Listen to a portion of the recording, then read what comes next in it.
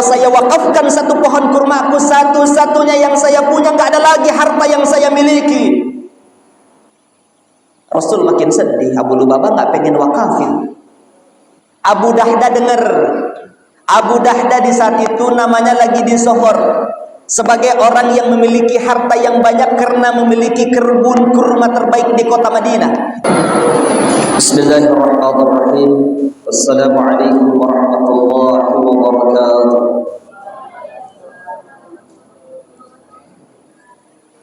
Alhamdulillahi wa kafa bil jalali wal halali wal haram. Ashhadu an la ilaha illallah wahdahu la syarika lahu wa ashhadu anna Muhammadan abduhu wa rasuluh. Ya ummatal Islam wa ya hurasal aqidah, la ansa an usikum jami'an bi taqwallah wa bi ta'ati Rasulillah sallallahu alaihi wasallam. Allahumma salli wa sallim ala habibina wa syafi'ina wa qurrati a'yunina wa maulana Muhammad sallallahu alaihi wasallam. Faqala Allah ta'ala fi kitabihil karim, a'udzu billahi minas samii'il 'aliim minasy syaithaanir rajiim. Bismillahirrahmanirrahim. Wa yut'imut ta'am 'ala hubbihi miskinan wa yatiman wa 'asira. Shadaqallahul 'azim. Sebelumnya mohon izin kepada semua tuan-tuan guru, orang-orang tua saya yang hadir di tempat ini. Saya yakin yang hadir di tempat ini pengalaman dan ilmunya jauh lebih hebat yang berbicara di depan. Bekerja Al-Fakir Ad-Dafirullah mohon izin kepada seluruh yang hadir tanpa terkecuali. Dan di depan-depan saya ini hadir sahabat-sahabat saya dengan baik kerasuhan. Masya Allah. Semoga kita semua yang hadir di tempat ini, dengan sebab kumpulnya kita di tempat ini, menjadi sabab-musabab turunnya rahmat dan keberkahan dari Allah Subhanahu wa ta'ala. Amin. Bu, kayaknya aminnya lemas banget ini.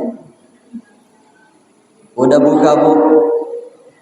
Udah buka belum? Berapa piring tadi bukanya? Ini sepertinya bukanya langsung yang berat-berat ini. Semoga yang hadir di tempat ini yang sudah siap umurnya belum menikah supaya segera menikah.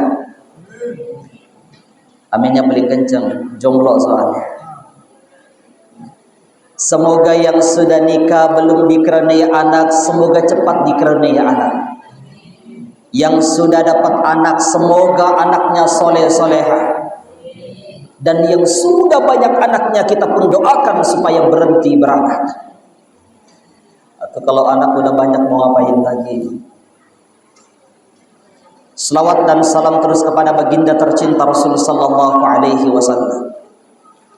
Semoga kita mendapatkan syafaat dari seorang manusia yang insan kamil, manusia yang sempurna, Habibullah, kekasih Allah, yang awwalu syafi'in wa musyafa'ah, Rasul pertama dan terakhir diberikan syafaat.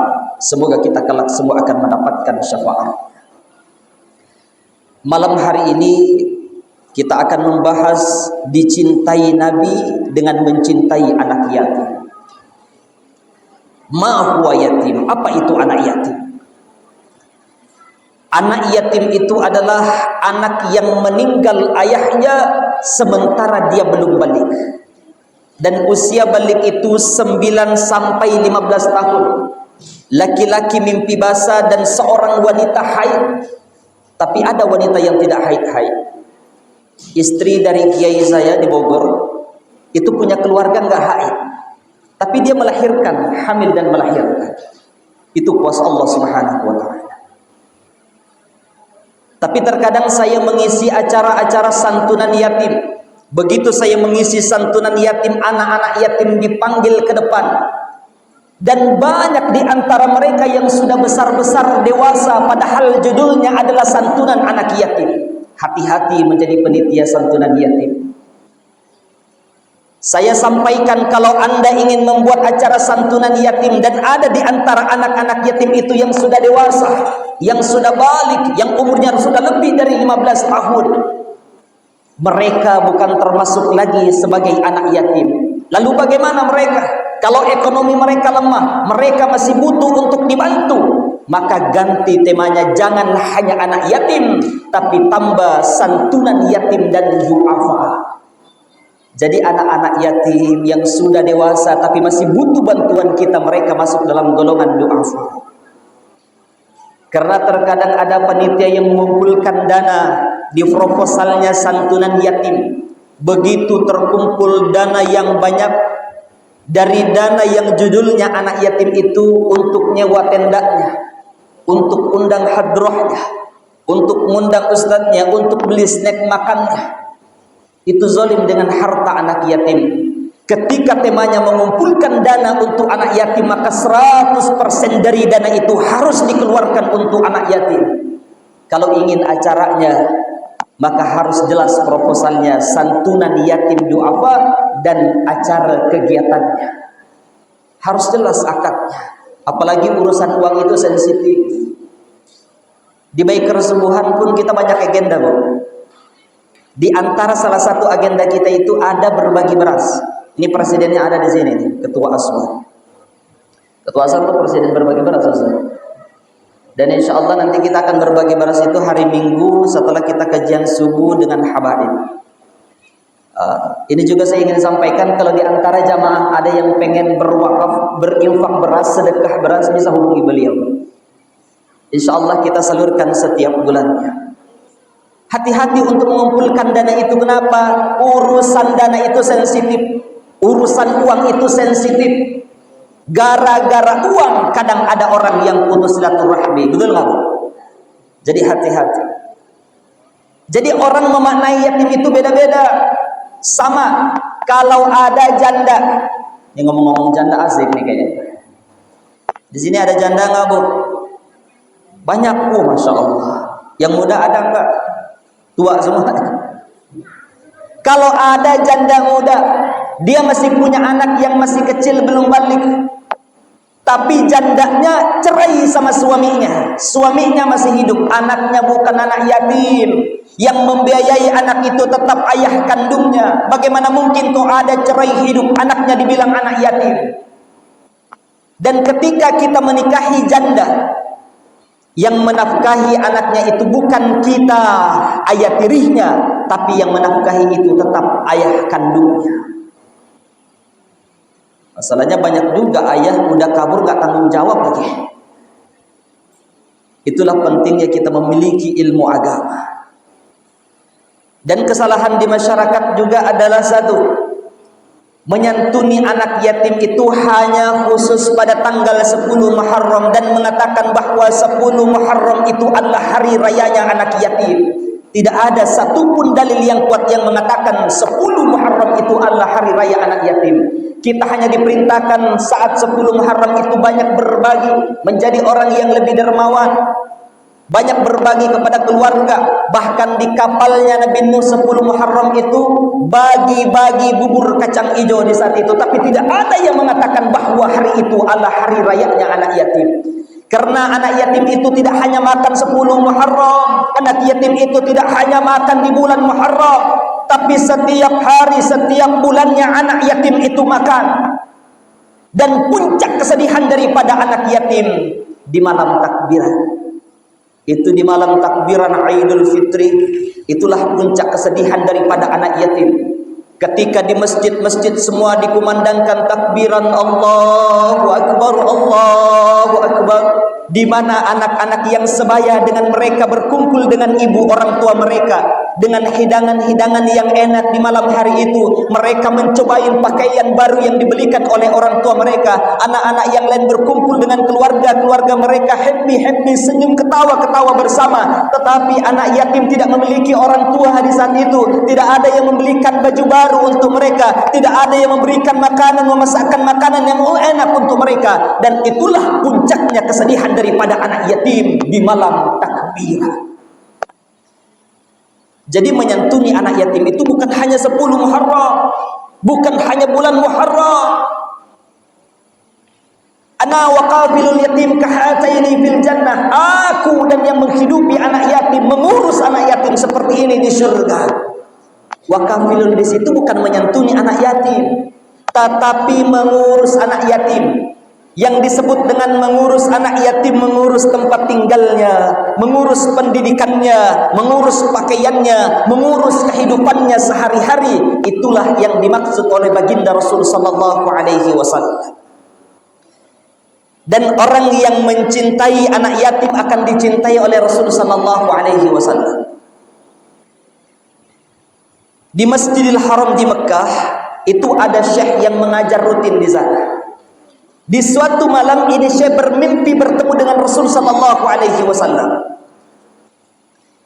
Di dalam mimpinya itu Rasul sallallahu alaihi wasallam berkirim salam dengan seseorang, Fulan bin Fulan, disebutkan namanya oleh Nabi.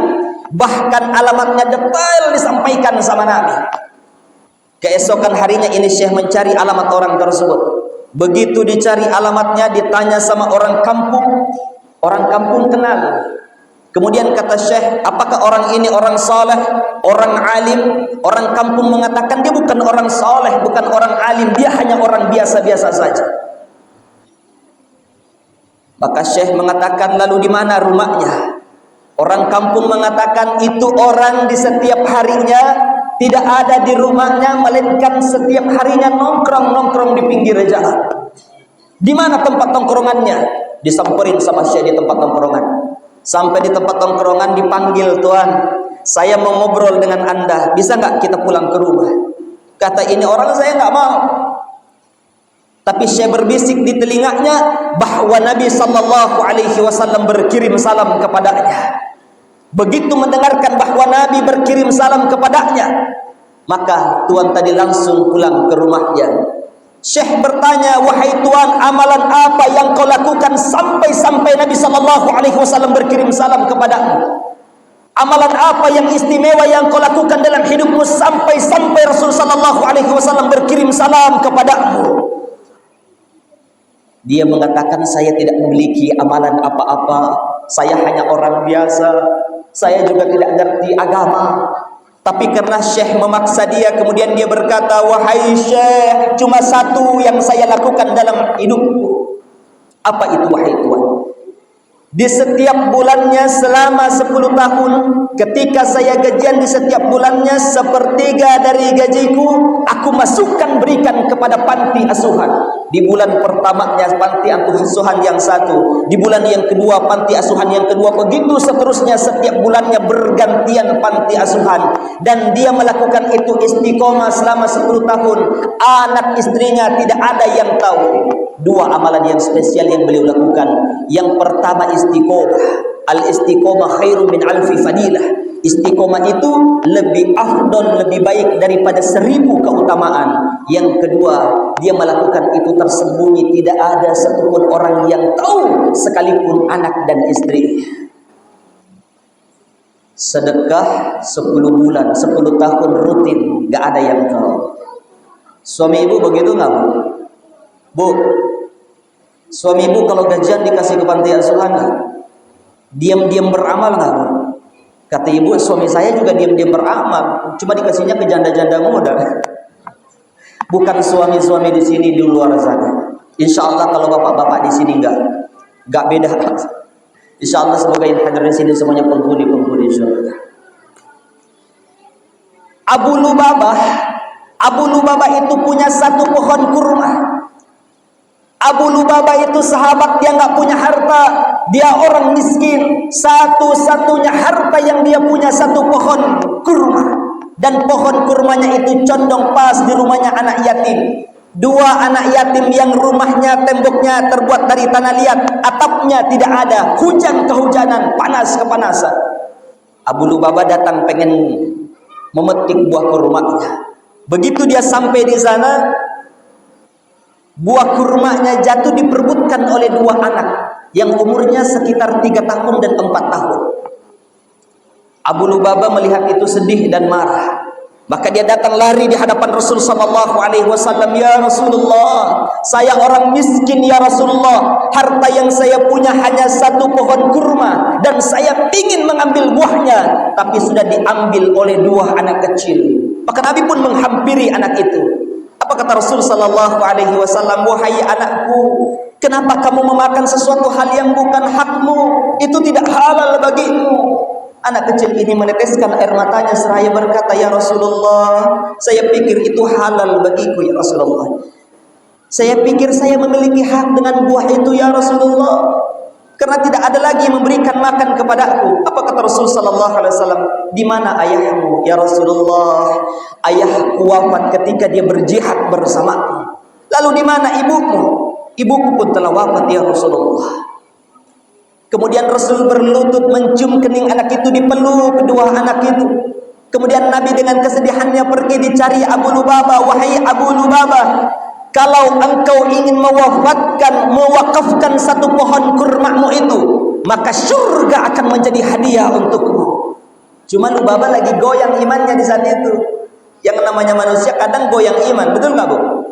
Ini hari rajin banget jamaah, besok-besok nggak pernah kelihatan di masjid. Yang namanya manusia goyang imannya. Abu Lubabah lagi lemah imannya. Kata Abu Lubabah, ya Rasul, saya kan orang miskin ya Rasul. Saya aja udah belum makan. Kalau saya wakafkan satu pohon kurmaku, satu-satunya yang saya punya, nggak ada lagi harta yang saya miliki. Rasul makin sedih. Abu Lubabah nggak pengen wakafin. Abu Dahda dengar. Abu Dahda di saat itu namanya lagi disohor sebagai orang yang memiliki harta yang banyak karena memiliki kebun kurma terbaik di kota Madinah. Dia memiliki 600 pohon kurma di kota Madinah. Kata Abu Dahda, wahai Abu Lubabah, kamu mau nggak tukarkan satu pohon kurmamu dengan kurmaku yang ada di Madinah? Kata Abu Lubabah, kamu bercanda Abu Dahda. Kebun kurma kamu 600. Saya cuma satu, masa ditukar 600 sama satu? Jauh banget. Dan pohon kurmamu wahai Abu Dahda dikenal kualitasnya bagus, lebat buahnya, mana mungkin kau mau tukarkan? Kata Abu Dahda, saya tidak bercanda wahai sahabatku. Begitu dengar tidak bercanda, ditukar. Deal ditukar. Abu Dahda mengantar Abu Lubabah datang ke kebun kurmanya yang 600 pohon tadi. Abu Dahda membuat sesuatu hal yang istimewa.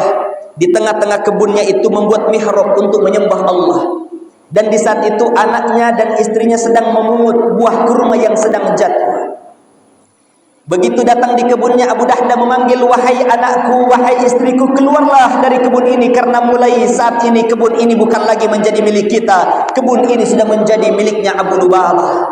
Kata anak dan istrinya, wahai suamiku, wahai ayahku, bagaimana mungkin menjadi milik orang lain? Bukankah ini harta yang kita miliki?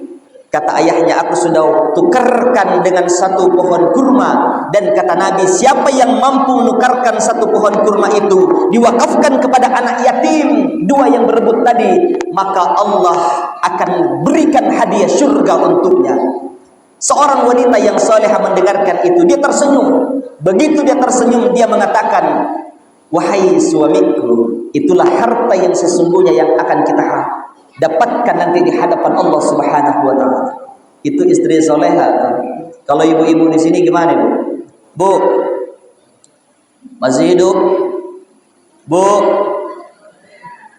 ibu kalau suaminya berangkat kerja pakai mobil. Begitu suami ibu pulangnya naik Grab car, naik ojek online, naik taksi online. Ibu tanya, "Pak, tadi kan apa-apa berangkat pakai mobil, mobilnya di mana?" Kata suami ibu, mobilnya udah saya wakafin buat anak yatim. Marah nggak, Bu? Habis bapak diomelin. Kenapa? Karena bukan istrinya Abu Dahda. Senang di saat itu. Maka Abu Dahda datang, dia mengejar Rasul sallallahu alaihi wasallam. Ya Rasulullah, aku sudah menukarkan pohon kurmaku dengan punya Abu Lubabah, dan mulai hari ini satu pohon kurma yang ada di rumahnya anak yatim itu aku wakafkan untuknya. Apa kata Rasul sallallahu alaihi wasallam? Wahai Abu Dahda, mulai hari ini dan sampai yaumil kiamah, surga akan terus merindukan kedatangan dirimu. Memuliakan anak yatim. Bahkan salah satu asbabun nurut dari ayat yang saya baca pertama tadi, wa yut'imut ta'am ala hubbihi miskinan wa yatiman wa asira. Berikanlah harta yang kamu sukai, makanan yang kamu sukai yatiman, kepada anak yatim, miskinan, kepada orang miskin, wa asira, dan orang yang sedang dalam tawanan. Kenapa itu menjadi asbabun nurut, asbabun nusul daripada ayat tadi?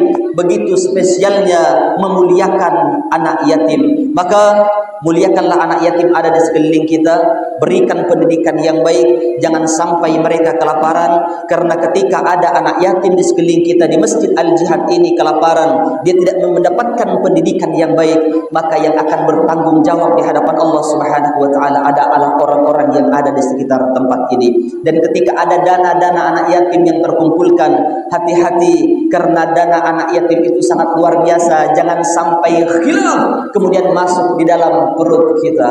Maka muliakan anak yatim, cintai anak yatim, maka engkau akan dicintai oleh baginda tercinta Rasulullah sallallahu alaihi wasallam. Di dalam sebuah hadis qudsi pun Allah pernah perintahkan para malaikat, wahai malaikatku, engkau bikin bahagia seseorang yang mana sudah membuat tersenyum anak yatim, yang ketika dia menangis meneteskan air matanya, membuat goyang arsy-Nya Allah Subhanahu wa taala. Itu saja, semoga Allah panjangkan umur kita, bisa bertemu di lain-lain waktu, dan Allah menjadikan kita menjadi hamba yang semakin tunduk dan patuh di bawah hukum-hukum aturan Allah Subhanahu wa taala. Itu saja. Subhan rabbi hadza min qali rabbik. Assalamualaikum warahmatullahi wabarakatuh.